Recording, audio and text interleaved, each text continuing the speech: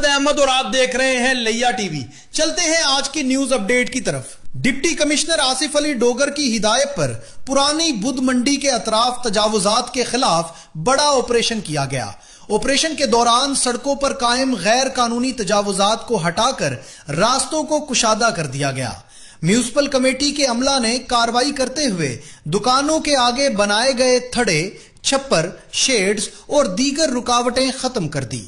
کارروائی کے دوران بھاری مشینری کا استعمال بھی کیا گیا تاکہ مستقل بنیادوں پر تجاوزات کا خاتمہ یقینی بنایا جا سکے۔